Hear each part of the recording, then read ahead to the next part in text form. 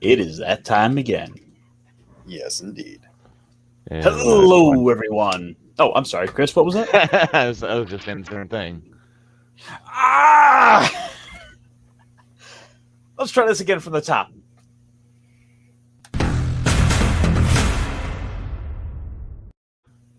Hello, everyone. Oh, wow, nice. Welcome to the Gundam Roundtable, everyone. Of course, I am, of course, of Ironcaster. Repeating myself. And with me, as always, sometimes, the chief engineer of around these parts, Mr. Brightest Day. How are you, gentlemen? Doing pretty good here. How about yourself? Any more trips? No, thankfully, I'm all vacationed out. Well, the holidays are coming up. Don't remind me.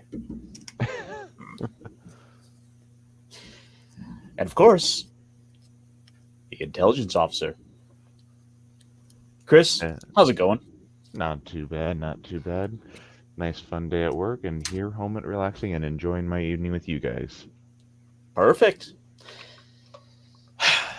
So, did anything exciting come up this weekend? Anything interesting at all? Any news?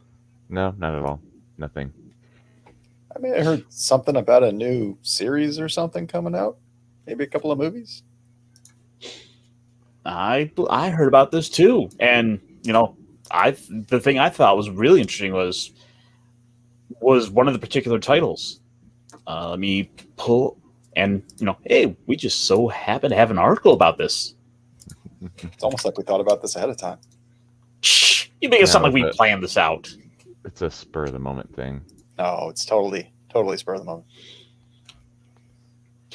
Sunrise announces a new Gundam titles for 2022. The official Sunrise Twitter posted a link to the new for new Mobile Suit Gundam titles that are subject to release in 2022. With the press really reads. Do you want me to do my job? Please. The press release reads, 3 new Gundam series works will be released in 2022 for worldwide expansion of the Gundam series. New TV animation, Mobile Suit Gundam, The Witch from Mercury. New movie, Mobile Suit Gundam, Kukuru's Doan's Island, and Mobile Suit Gundam Iron-Blooded Orphans G Special TV broadcast. See, I didn't actually hear about the Iron-Blooded Orphans part. That one is truly news to me. Yeah, it's funny that they're talking about the Island one. I wonder if they're just going to release the Lost episode officially in the U.S. So you give us a last little bit here. Details about each of the upcoming titles are yet to be determined, but official websites for these two were launched on September. Let's pull up Dawn's blank countdowns ones. Or at least the one for which was it's just this. So it doesn't look like anything official yet. Not that I can read the kanji, but yeah, I'm gonna say it's a little more than chicken scratch, but it's language. Mm. It's language I can't read, and it's a lot cleaner than my own handwriting. Highly disciplined insects. I mean, this is very interesting because, like, what are they gonna? I mean, is there a manga involving this or something that they're gonna base this off of? Because I mean, all that we know is Doan's is all we have is that one episode from the the original Mobile Suit Gundam series, and one episode that was not aired in English. Mm-hmm. But when this did pop up, I do recall seeing pictures of what looked like a manga pages that people were kind of posting on Twitter. So. Okay. So, go back to the article if you can. Oh. Yeah, that was all the rest of this article. Okay. But yeah, that was the basics of the series being announced. But what about? I mean, we we jumped onto the Doan's Island, but what about the Witch from Mercury? I mean, what do you guys think about that one? Any speculations? A long-lost Xeon offshoot is going to come out of orbit from Mercury and attack the Earth with a strange, powerful new mobile suit. That is a good question. I mean, it's either going to be that, or it's going to be or it's going to be an entirely different Gundam series. Also possible. Yeah. I mean, the initial idea that comes to mind is going to be Sakura. It would be who they called the Man from Jupiter. It could be kind of cool if there is a very powerful new type that is wreaking havoc on the Earth sphere.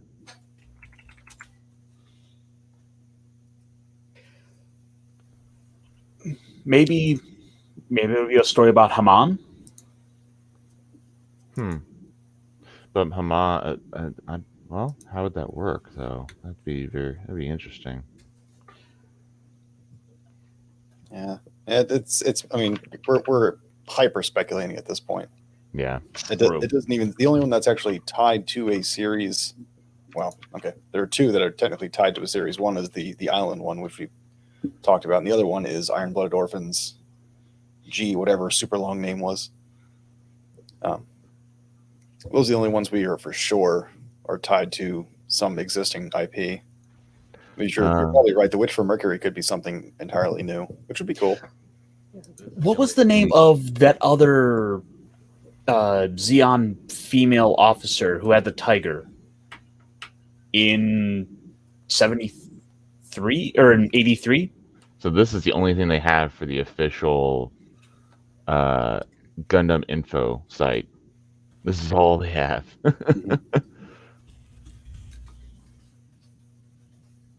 There's nothing else. You're talking about, and I can't remember her name. Oh, Seema Garahu. Looks like that might be the name. I'll just see if I can pull up a picture real quick.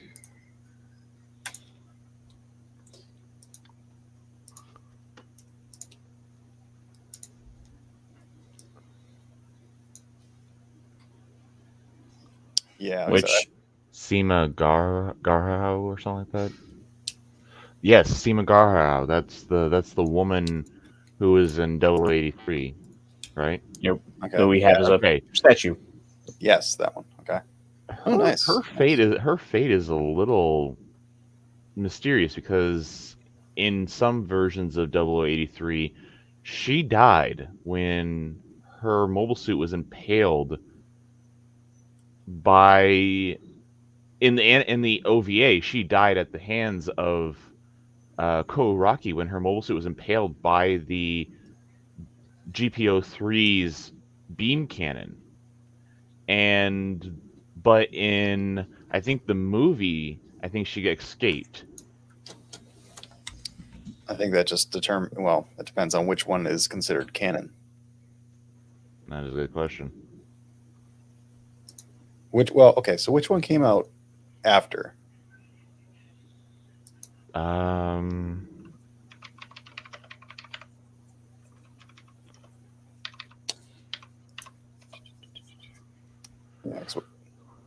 Okay, so sure, but the OVA came out in 91, 92. Mm-hmm. And then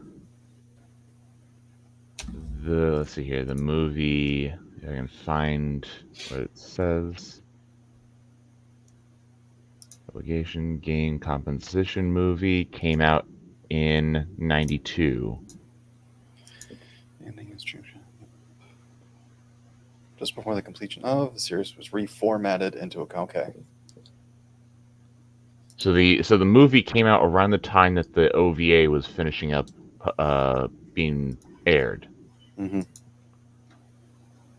That's good. I would defer in this case to, not that this is official by any means, to whichever one follows the manga more closely.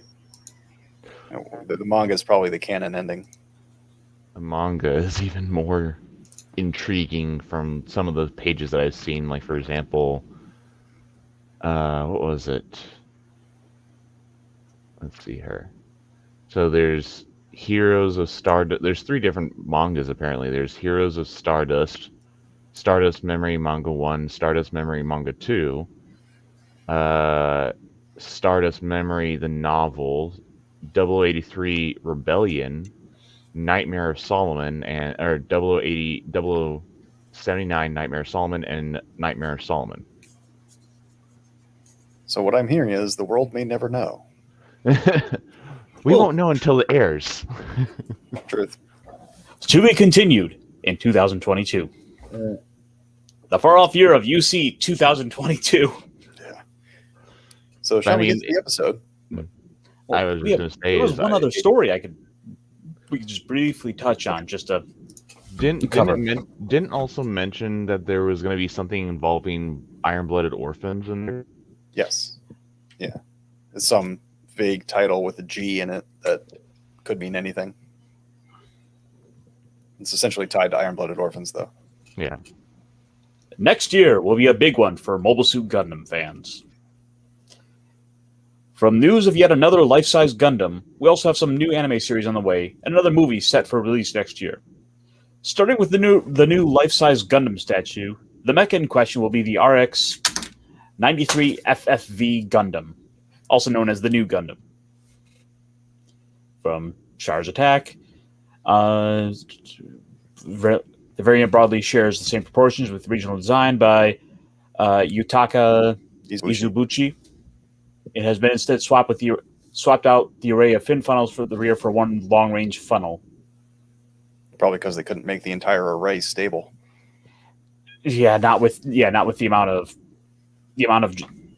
that hanging off the back. There's no way that could stem the winds. If you zoom in a little bit, it looks like that thing is going to be the support stanchion for the entire thing.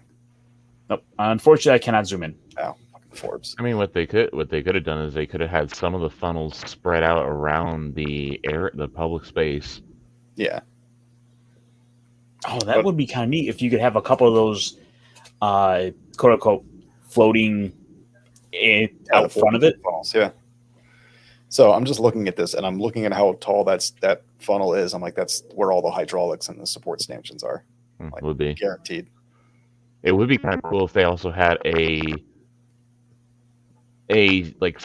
spotlight or a beam of light that would shoot out of the back of it during displays. Yeah, that'd be cool. Or even at night to have a beam of light just shooting out the tip of that towards the sky. That's what I was saying.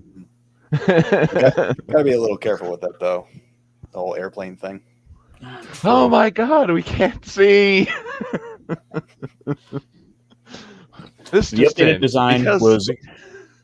I was just saying, this just in, and a flight 727 has just crashed because of a beam of light coming from a giant robotic display. That's the wrong headline. It's the third giant robot related attack in Japan this week. Japanese prototype mecha scores its first kill. They had to deal with kaiju. Now they have to deal with giant robots. Yep. While the variant broadly shares the same proportions with the original design, but sorry, I read that part. The updated design will also be supervised by Yoshiyuki Tomino, who chose the more multicolored approach to signify a hope for peace. The new Gundam is a fan favorite design and is actually the most popular Gundam, according to a poll from a few years back. So I'm surprised to see it get changed like this. But in the case of the fin funnels, it's likely down to the stability and heavy winds, which we touched on. In any case, the new life-size Gundam will be open to the public at the Fukuoka's Mitsui Shopping Park, Lalaport in spring 2022. What was that again? No, don't make me say it again. Fukuoka. Wait down, we'll clip it. Don't worry. Fukuoka Mitsui Shopping Park, Lalaport. And the rest of this is kind of covering a lot of the stuff we had covered. We just talked about, yeah. But yeah, that was largely a lot of the Gundam news for the week. Mac yes, is enjoying the Gundam news. Road trip. Yeah, we'll see how that goes. We'll hop in the double Zeta. In any case, so this week's episode, Amuro Desserts is, well, desserts, not deserts. Episode 17, I There's believe. like 3 different versions of dessert, so you got to be emphasized. Yeah. This week, Amuro gets cherry cobbler. But he ordered the peach cobbler. And then Bright's gonna slap and make sure he eats it. Wait. I don't need a kid to tell me how I should do my job. You're a selfish brat. You don't give a damn about getting claimed this stream, do you? You got claimed a few weeks ago for 2 images back to back. Whole thing. I like to live dangerously, but I can fine tune it. So what I was gonna quip is that by the end of this episode, Amuro has ordered some humble pie for dessert, or some crow, depending on how you want to frame that. So let's get into this real quick. We'll kind of breeze through this since it's just the 3 of us. The White Base continues to cross the desert in Asia in the middle of the night.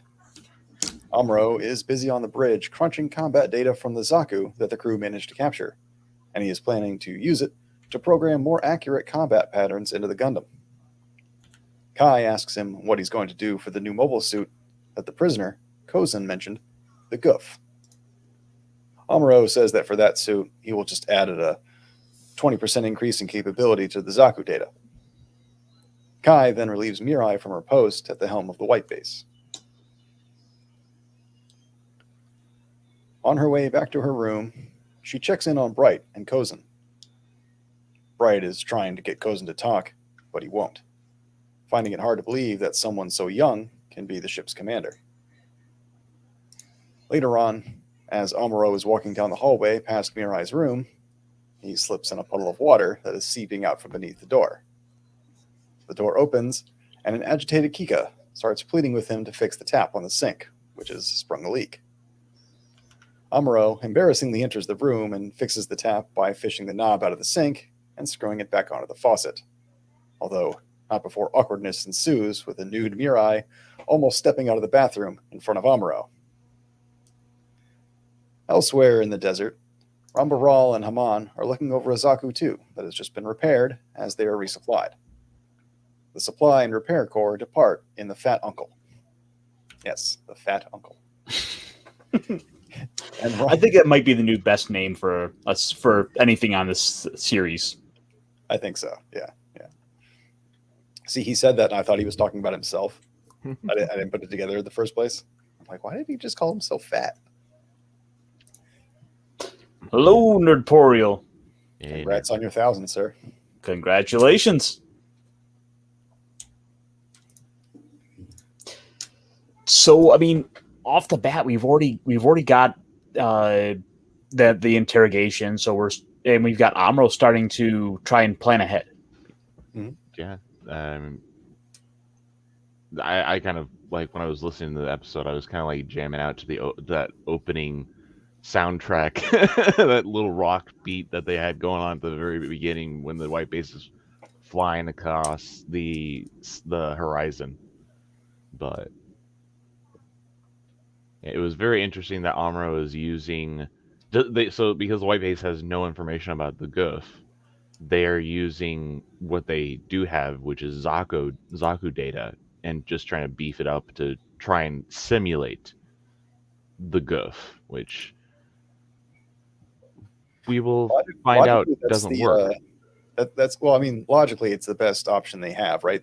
You can kind of tell that it's basically riding on a Zaku frame with some improvements, and you can either base it on that or on probably what would have been even better would be to base it on Char's previous performance, given that he's got this seemingly superhuman ability to push more out of his machine than it should be capable of.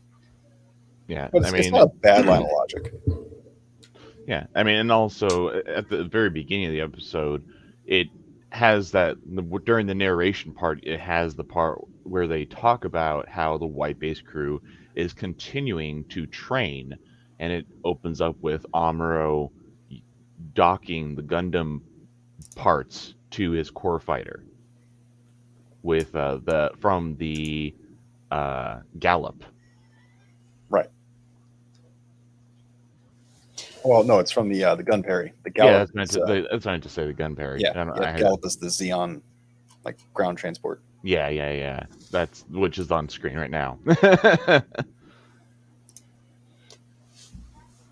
And oh no, we also had some wacky hijinks.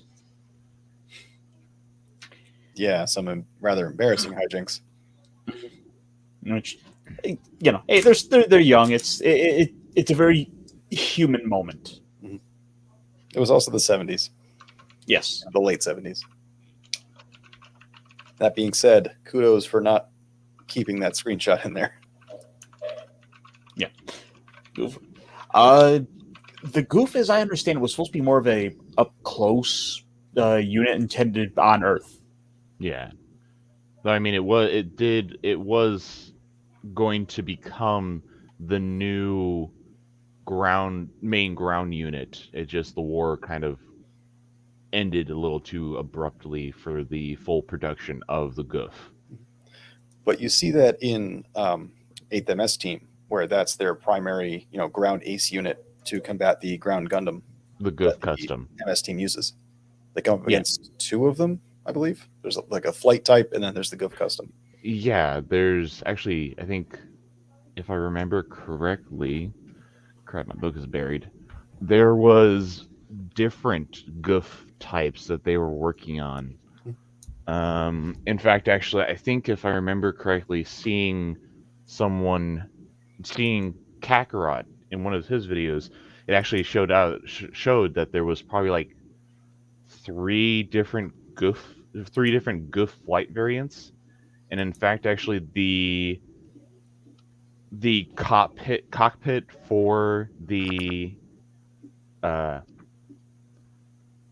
what's the Xeon super weapon? The Absolus is actually is actually it's either a Zaku or it's a Goof that can be jettisoned if the rest of the mobile armor is about to crash or something. Yeah, I want to say it's just a Zaku, but I don't remember off the top of my head. But okay, so yeah, there's in the Mobile Suit Gundam 8th MS Team Tactical Manual, there is the Goof prototype, the Goof test flight model, the Goof heavy armor model, the Goof flight type, and then the final Goof flight type, which we see in the show. Mm-hmm. Yeah, so Kakarot does a really, really nice job of laying out the production history of various models. There's always a lot more than you might think. And it's a lot easier to follow that than to find like the family tree pictures that are all over the place and try to follow those. It's very you can follow spaghetti webs a lot easier. Yeah. And then there's also the Goof custom, which we see in the show as well, which is an amazing model. It is, but it's largely, I mean, the actual physical model itself, from all the reviews I've seen, is actually pretty unstable because all the weight is in the shield and the weapon, and it just doesn't want to hold itself That's up. not what I was saying. I know.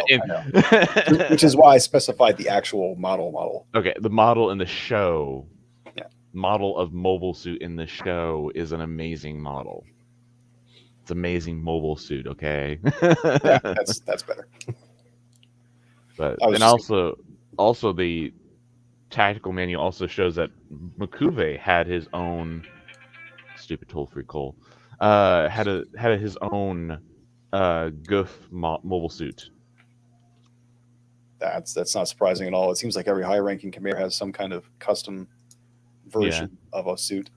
Which his kind of had like, you could definitely tell it's Mikuve's. I'll send a picture to Ironcaster so that he can show it. So while you're doing that, I'm going to go ahead and invite in Fenrir. Hey, how's it Fenrir. going there, Rookie Pilot? Hey, gentlemen, how's it going? Good evening. Yeah, sorry I'm late. God, It's all good. great. So we're waiting on that picture. Or you want to? Yeah, it should be on the way right now. Oh, yep. There you.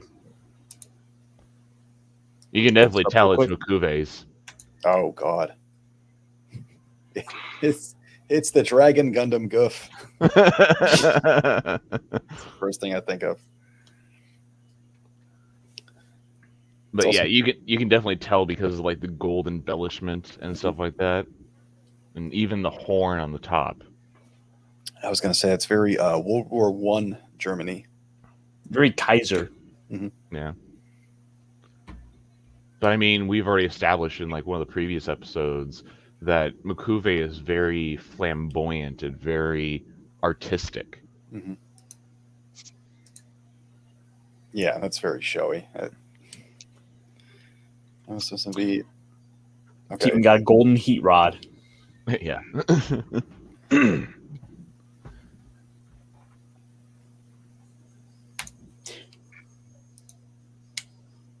But Oh, should we get back to this? Yes. no. Huh? I mean, I'm joking. Go ahead. let's see, where was I? Ramba asks Haman what movements the Trojan horse has made. Haman asks him what he hopes to get out of the upcoming mission. Ral says that they are carrying out a vendetta for the Zabi family, and that should they be successful, he will get a special 2-rank promotion. He says that the promotion is for his men and their livelihoods, as well as Haman, who would then get to live the good life and rub shoulders next to the Zabi family as the lover of a high-ranking officer. Back on the White Base, Job and Omar Fang have thrown Kozin back into solitary. Once they leave, Kozin pulls out a fake molar made of plastic explosives, which they fail to find on him. Bye, Fenrir. He attaches the tooth to a wire held in his pants and wraps it around the doorknob, sparking the fuse and blowing the lock on the door. He leaves the cell and starts down the hallway, but stops outside of Sayla's cell. He asks her if she's truly Zeon and offers to break her out, but instead she yells, alerting the guards to his escape. Kozin then runs off into the depths of the White Base. Up on the bridge, the White Base crew has begun to engage in a sortie as they approach a Zeon mining base. Bright orders Amuro to launch in the Gundam. Amuro accepts the order and says to have the gun parry ready, as he may want to engage in a mid-air conversion, for some reason. First, however, and without telling Bright, Amuro launches with Hayato in the gun tank, thinking that it would be better suited for the upcoming battle. Hayato remarks that Amuro is going to catch hell from Bright when he finds out, but Amuro dismisses it. Amuro is definitely acting very Oh, damn arrogant. red buttons.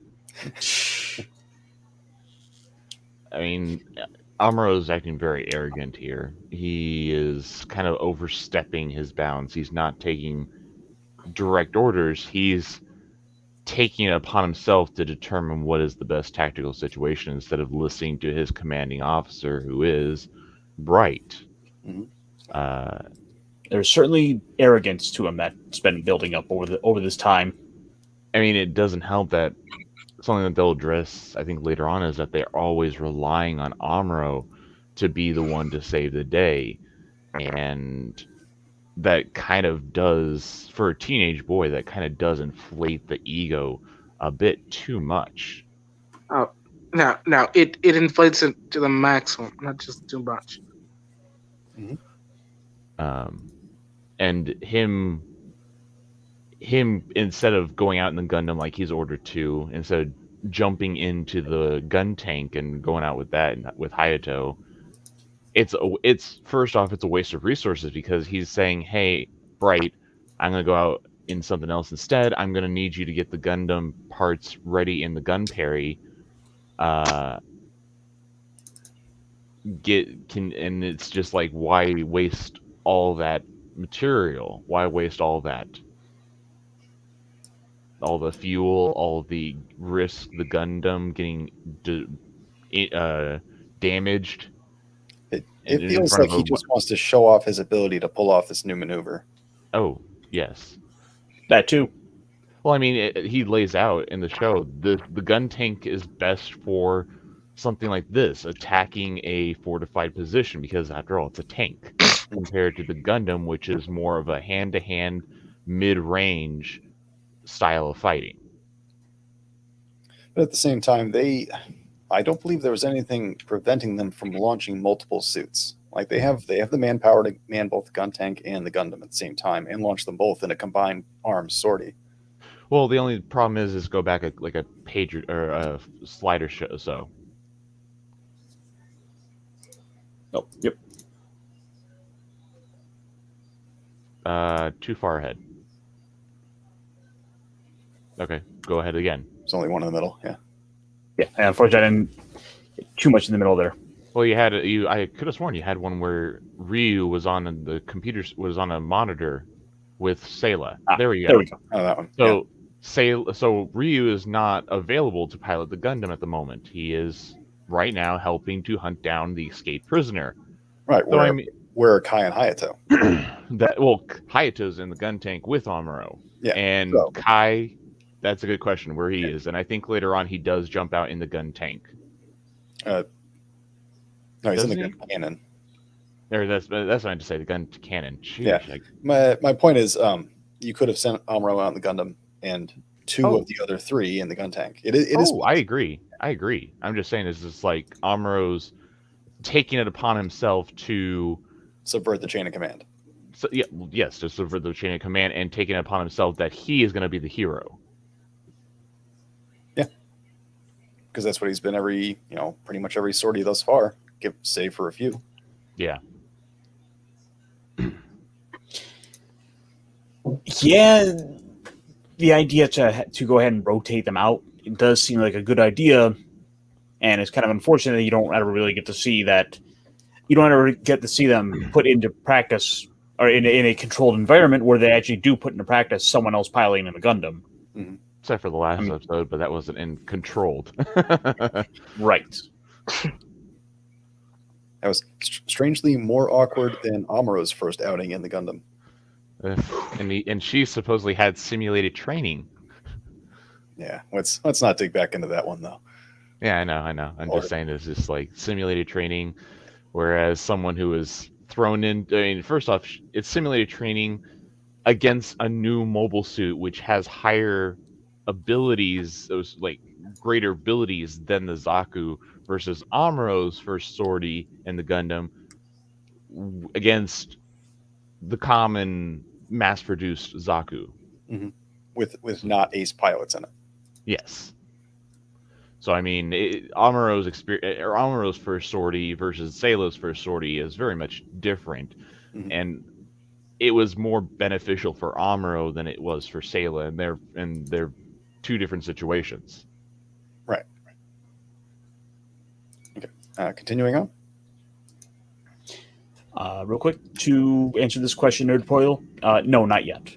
No, we haven't. I think, wasn't there at least like hints at it?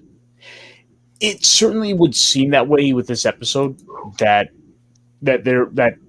seeds are kind of are being planted for it, though they don't necessarily use the word by name. Right. It hasn't been expressly put out there. I'm trying to remember. Didn't Miss Matilda mention it earlier in one of her supply runs? I'd have to go back and look.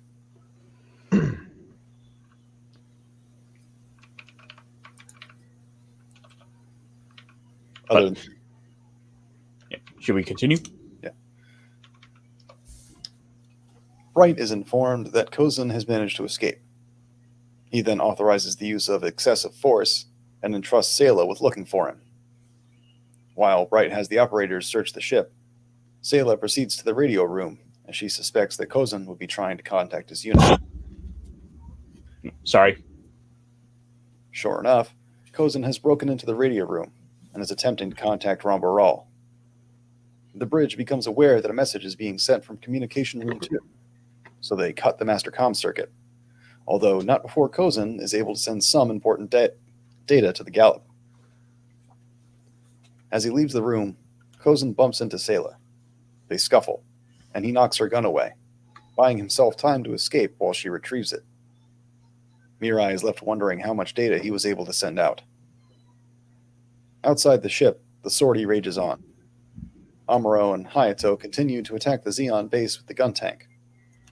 Amuro remarks that Bright doesn't understand basic tactics, and that it's not always best to send the Gundam out every single time.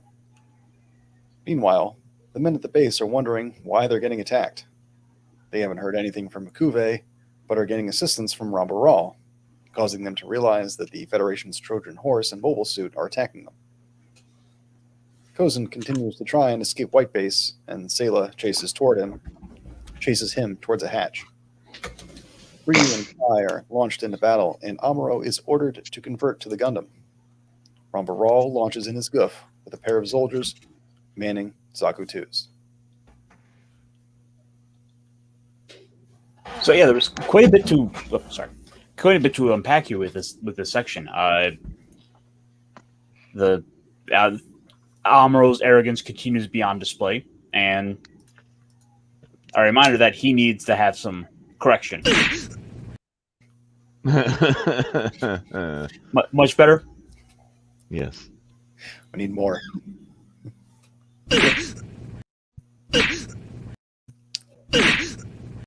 I think we'd be here all day doing that, and Amuro would still not be learning his lesson. Pretty much. I think you need to cut that to a music video. Again, I need to cut it to Mr. Blue Sky. Right when you get that. Sure.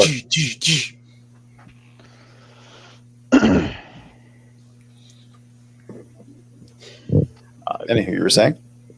Oh, Amuro's arrogance of Bright doesn't understand tactics. Yeah. It's like, well, he's also Bright has to look at a bigger picture than Amuro. Mm-hmm. And also, who's been in the military longer? Mm-hmm. Right, who has an actual enlisted rank, and who is just conscripted. Exactly.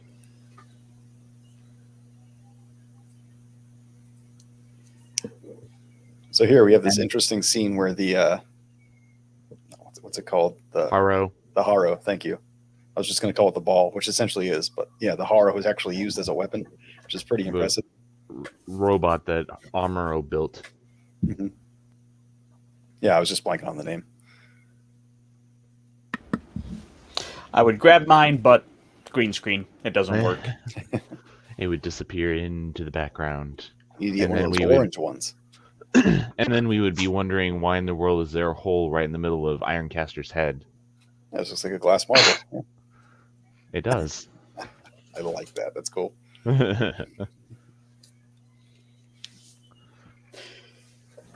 Which, I mean, it's different from the Gundam Origin series, where in the Gundam Origin series, it's they say that the Haro was a toy that Amuro's father gave him, which is different from the original series where Amuro built Haro. So Thus it's one of those. He'd be the equivalent to a C-3PO in this. Yes, so I mean it's in a sense, but I mean it's that different continuity, and further, it shows that Gundam Origins is in a separate continuity from the main Gundam storyline.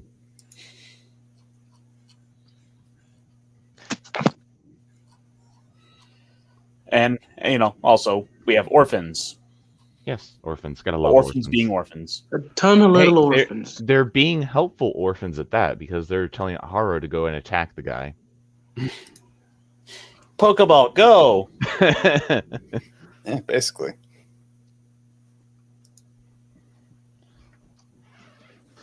Catch that criminal. Catch that prisoner. Is that the only screenshot we have for this section? Well, there was him. I didn't get the orphans doing it, but yeah, they hid a little corner behind some stairs and pushed it out. Which there we go. Yeah, I mean, this only trips him up for a second, right? He continues on pretty quickly after that. Yeah, he does eventually get to an airlock to try and escape. Mhm.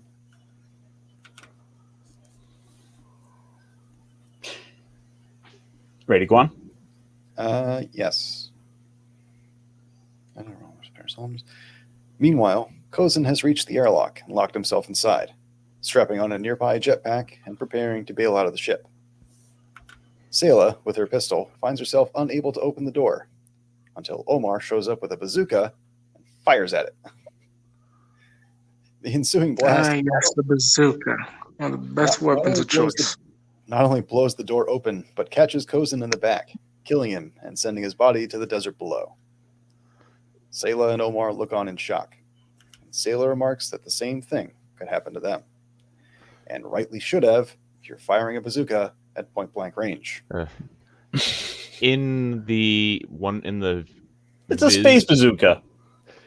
In the Viz manga that I read, Kazun was still alive when he was falling to his death. His Wait, so he jetpack. got blown up and he was still alive. The jetpack. I mean, if you're hit by a bazooka, I think death is the best choice to go. The Just jetpack was imagine surviving damaged. the pain. The jetpack was damaged, and he was sent flying out of the airlock, screaming his head off. Oh, I'm sorry. You're right. You're right. He got to live an extra 30 seconds. It's not the fall that kills you; it's a sudden impact at the end. Yeah. Right, Kozin? Yeah, don't forget the pain of the wounds and burns and so on. I Don't think worry, you won't worry about it too long. I think that's the least of his concerns. Okay. Well, the point is, kid, that he wouldn't be alive long enough when he's hurtling toward the earth to. I mean, you're right. He would be in, tragic levels of pain for the however many seconds it would take him to hit the dirt and cease to be. Sand, when you hit it at that speed, at terminal velocity, is not soft. No. It's much like any other liquid. It doesn't displace quickly enough to be anything more than a wall. That's why they use like sandbags for like support or something like that to catch fast moving targets. Mm-hmm. Good. I hear no objections. Okay. Amuro prepares to launch in the Gundam and is told to cover Kai. He's surprised to see Sayla on his monitor, as she is supposed to be in solitary confinement. Sayla tells Bright about the death of Kozin. Meanwhile, Kai is falling victim to Ramba Ral's goof and is in incredible shock. Amuro launches in Gundam and gets to him in the nick of time. However, Amuro, now fighting the goof in real time, realizes that his combat algorithms are no good. Ramba Ral is forced to retreat when a turret blast from the White Base blows up a nearby mining base turret and creates a shockwave, which fries the body joints on the goof. Amuro then returns to White Base.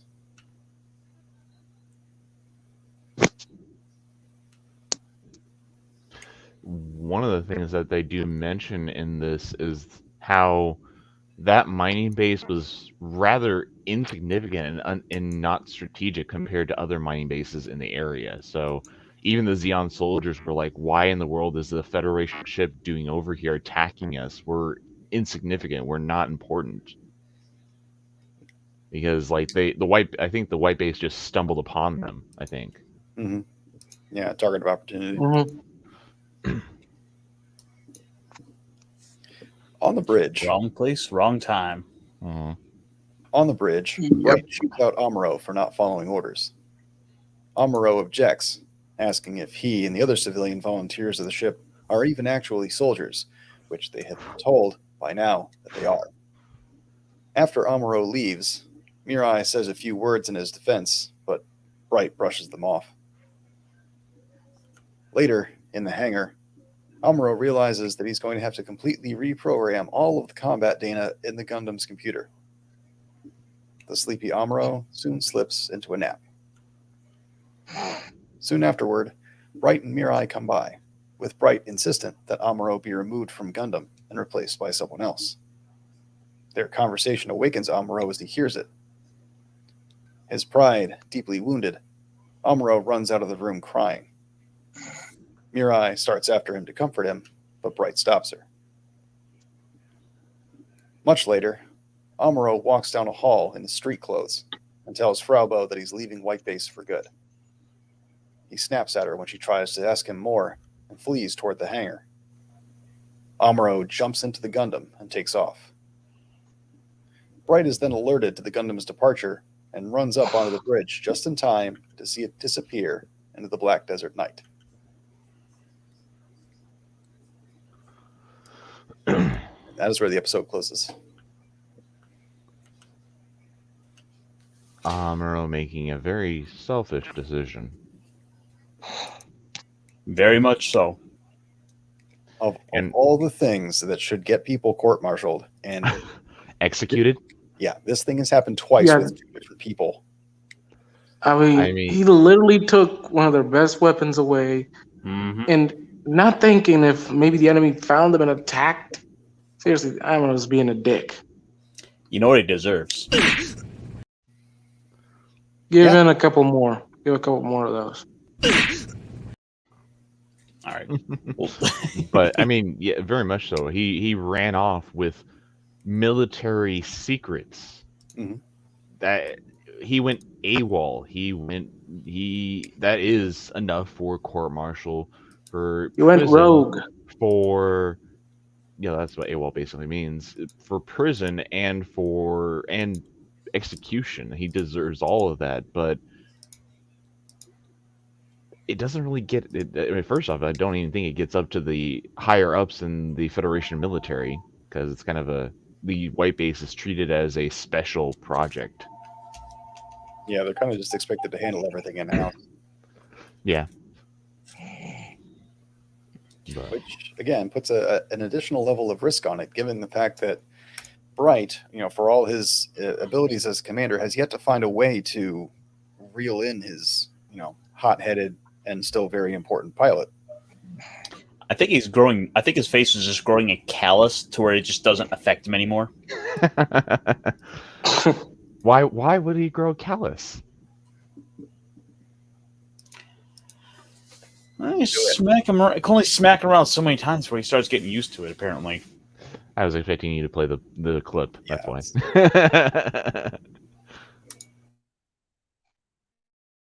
Wow.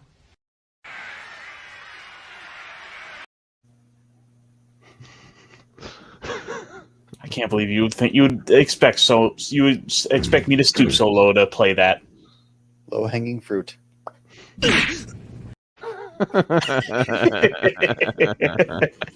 Not enough. He needs to learn. So that's the point, right? Is that he's not the method's not working. Bright's not getting through to him. Amuro has no respect for Bright. He's in his own head. He's got this haughty teenage cockiness about him, coupled with the fact that he's essentially the ace pilot on the ship. You have this recipe that kind of winds up in disaster. I think it's not just that, but it's just that Amuro's head has grown too large and he hasn't been knocked down yet. I mean, he needs to lose once, get his ass beaten down. When was I was just saying, it's like, when was the last time that Amuro got disciplined? When when they were in space? No. It was during one of the last battles against Garma, right before they did the Seattle mission, the Seattle encounter. Pretty recent. Happens a lot. Well, I mean, not as recent as we think it is. It's probably maybe a couple weeks. About a week or two. I don't know about you. If I got slapped in the face last week, I'd still probably remember it. Anyway. My point being, go ahead. Sorry. There's just no, the wires are not connecting between the two of them, and they need to in this situation. Yeah, it's like he was making progress. Amuro really was, and he's just falling back into his old habits here. Yeah. He knows what's best. His ego is like we said, his ego is inflated. He hasn't been knocked on his butt, and especially the previous mission where he went out in gun cannon, he stood up against the goof for a good while. Mm-hmm. And plus you can't forget, he's a teenage boy with a ton of mommy issues, so of course he's gonna do some stupid moves. But so Garma Zabi's broadcast was October 6th, and Operation Odessa Day started in November 7th. So there's a good 3 weeks at least. 4 weeks that this is all happening in. You said October 6th or 26th? Yes. Okay. October 6th. 6th, okay. Yeah. So there's good 4 weeks that this is all taking place, a good month that this is all taking place in. Mm-hmm. And yeah, probably after about a couple weeks, you probably forget about getting smacked around. Yeah. I don't know. So again, and I understand what you guys are saying, that he needs to suffer a loss in order to move on. The unfortunate thing is, if he suffers a loss and it's the wrong kind of loss, he doesn't learn. He dies. Well, I know that. I'm just saying is that he needs to suffer. He needs to be knocked off his pedestal. Is what he needs, so that he realizes I'm not as good as I think I am. I'm not beyond reproach. I need to seriously get my head out of my butt and start being a team player instead of. That's what Bryce got to do. He needs to grab a belt, take Amuro to the middle of this ship, put his pants down, just hit him hard in front of everybody. Mm-hmm. Well, I know not everybody's seen it, but similar to the corporal punishment scene in the beginning part of Starship Troopers. Yeah. Yes. Where Rico fails horribly in a training exercise and one of his crew members dies. He's not kicked out for it, but he's whipped, like full on lashed.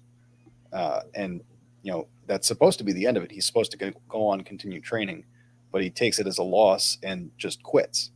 I think in this situation, what might have been an effective parallel is if someone else had gone out in the Gundam and performed admirably. Then that would provide the outcome that you were just describing, Chris, where Amuro realizes that I'm not the best. I'm at best as good as this other person who just piloted this thing that I've been piloting this whole time. And then it'd be like, maybe I have to do better if I want this respect I think I deserve. Amuro doesn't enjoy the fact that he is the Gundam pilot, but he does enjoy it. I think he's counting on the fact that he's the only one. Yeah. He banks on that a lot. But I mean, he what we will see in the coming episodes is that he will receive that smackdown that the smackdown that he needs to grow up and become the soldier that he is supposed to be for his destiny.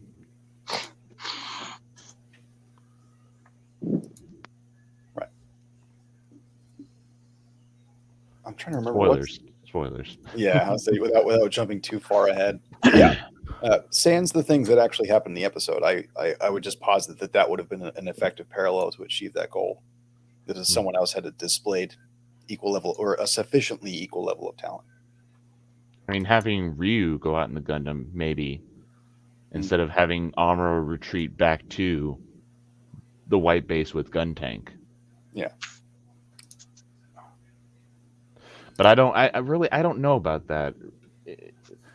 Amuro would still have an inflated ego still, I think. He would just think that he would just need to do better to show that he's the best. He would still have that inflated ego.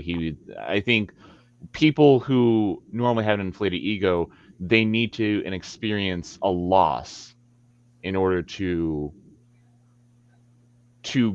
get their head on straight and realize they need to do some personal improvement.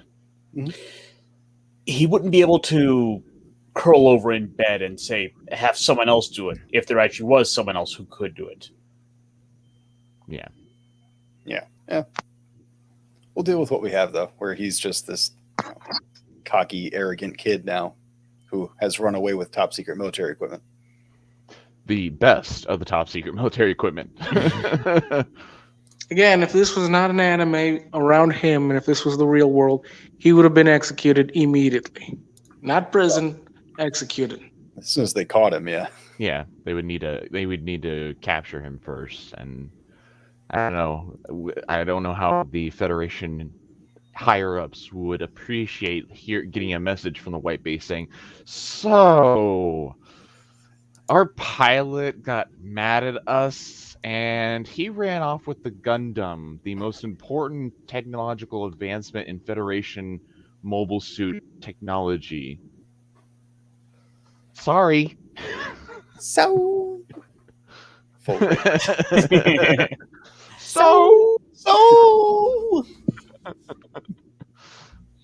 You know how we had a Gundam? Well, now we don't. Well, that's not the case here. We didn't lose You know how the we decided to Gundam. put an angsty teenager in charge of the Gundam? Well, that was a really bad idea. You know how we had a Gundam?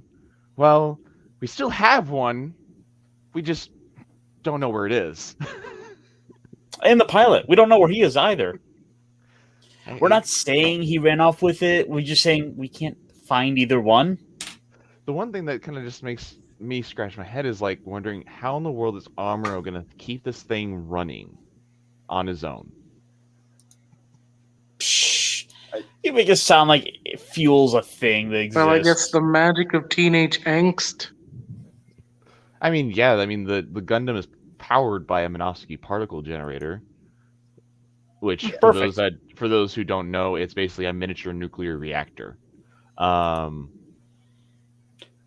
there's a ton of science behind all of this. Hey, I mean, when Tomino created Gundam, he did a lot of scientific research. I mean, that's why the O'Neill cylinder is used for the space colonies, because it is actually a relatively feasible use to create space colonies. It's basically this giant cylinder that rotates to provide a centrifugal force to simulate gravity. And why they also use the Lagrange points for the colonies. Yes. But insofar as the Gundam goes, there is no... Because the Gundam, for all intents and purposes, is a fighter plane. Is the closest equivalent we can get. Mm-hmm. And there is no such thing as a perfectly self-sufficient fighter plane. Doesn't exist. I don't care how good it is. You're going to run out of ammo. You're going to need repairs. You're going to need fuel. And I mean, the Gundam's weapons, the beam rifle, draws its energy from the Minovsky generator inside the Gundam. So I mean, same thing with the beam sabers. Yes. So I mean, eventually that is going to run out, especially if Gundam is going to bumping into enemy suits now and then. Which it will. Big Spoilers. White shining thing in the desert. Be like, hey, come shoot me. Spoilers. I mean, that's just a given. Like, you're in enemy territory in the desert. You're going to run into somebody. Especially since it does not have its own Minovsky particle generator. Well, I mean, it can't throw out a shield of Minovsky particles to hide its presence. They can effectively use radar to find it. Yeah. Well, even just detecting the absence of anything thanks to it, in theory, could work too. Yes. That's how, not to tie it into my own work, but that's how some submarines are found sometimes, as you listen to the extra quiet parts of the water. And like, hey, that's a little bit quieter than everything else around it. As well as in one of the coming episodes, Amuro kind of puts the Gundam in a very precarious situation. Oh, I think I know what you're talking about. No spoilers. No spoilers. So we just get more goodness with Ramba Ral in it. Yeah. What do you guys rate this episode? Oh, so I think Amuro really brings this one down. I'm dropping down. I'm thinking about a 5. Yeah, today's episode was a 5.5 at least. Chris? I actually kind of view it in the opposite direction. It doesn't bring it down. It just kind of narratively, it actually kind of inflates it a little bit for me. I would say about an 8 or so, because it shows Amuro's development, his character development in the narration of the story of Gundam. He is a young teenager who, like any other teenage boy, they get an inflated ego and they think that they're invincible and they can do nothing wrong. So I mean, this is what all teenage boys go through, and so we're just going through the motions here. I see your point. I respect it, but I am largely with the other two on this. I give it a 6. I think there's a lot of this that could have been rolled into other episodes or been done in other episodes, and there wasn't a whole bunch that I felt advanced the plot forward, except for some of the stuff with Ramba Ral. But that's why we have opinions. So what's our average score? Like a 7, maybe? Something like that? 6? Somewhere around there. 6 point. I think ultimately we could probably round it to about a 6.8. Yeah, it's 6-ish. And trying to remember, I do think that in the movie they do gloss over all this and they just have the Gundam run off. They just kind of do a narration of just saying, "Hey, the Gundam, Amuro has got his inflated ego." Then they show the scene of Bright and Mirai talking to each other, and then the Gundam runs off, and then they move on to how the Gundam comes back. Okay, that's fair. So, all right then. I think we're done. Yeah, I think we probably call this one good for this episode. Mm-hmm. So I guess we should probably go around real quick. What's everyone got going on this week? Fenrir? I honestly got nothing. I got nothing. I'm seriously pretty much just getting in my bed every single day after getting back from work. I got nothing planned. I am just so bored. Well, all I have is just work and come home and planning streams with Jace. On Thursdays, we have our Beyond show, which is normally in the afternoon for Americans. And we just talk about various geek things. Yesterday, we had a bonus stream because of major news. For example, Marsha Lucas, the ex-wife of George Lucas, expressing her displeasure with with how Disney is handling Star Wars under Kennedy and J.J. Abrams. Mm-hmm. Yeah, that made me smile. Yeah, it's certainly been the talk of the town in the last 24 hours or so. Oh, definitely. It's kind of I'm not gonna lie. It's entertaining to see it come out, but it's just confirmation of everything we've been saying, and that was ultimately just a chance just to kind of bring up all the old baggage again. It just, I mean, but I'm kind of tired of talking about those movies. They're bad. I'm just ready to move on.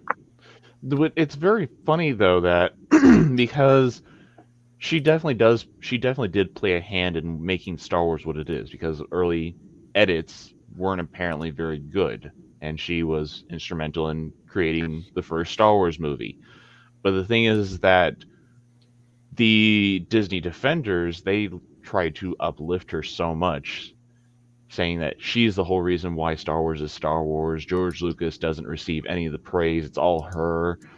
And what happens a couple weeks after that nice little hullabaloo about she being better than George Lucas? This comes out. So, I mean, I kind of find it ironically hilarious because they were praising her for making Star Wars, and then she says Disney Star Wars stinks. It's kind of like the situation involving all the She-Ra fans that are upset about the Amazon series just casting aside everything they held up and loved. You know, I mean, there is a huge irony. I mean, it has to hurt seeing something you love and enjoy for so long get grabbed and destroyed and thrown to shit just to appease a bunch of jackasses who probably don't care. Oh wait, that's But them. this could be this is a whole stream. It's one we'll be talking about quite a bit over the next week. Brightest, what have you got coming up? I heard you're not doing any Gundams tonight. So there will not be a build stream tonight. I will be on 32 Flavors of Nick Weiser for Toxic Tuesday at 10 p.m. Eastern. We will be talking The Last Boy Scout, which was 91, I think. Real early 90s Bruce Willis movie. See, before like last week when you started to talk about, this is a movie I'd never even heard of. So this one's gonna be news for me. I actually probably should watch it again before the stream just so I'm fresh on it. But that's what I'll do. As for myself, I'm playing some Final Fantasy tomorrow. If the Global Geek Gang is around on Thursday, I might be hopping on there. And Friday over on Nick Weiser's, we're going to be talking about The Last Ronin. Nice. So grab your pizzas, dude. Yeah, I should tune in for that one, honestly. Comes out tomorrow. Hit your local comic shop, guys. Cool. Yep. Till then, everyone, take it easy.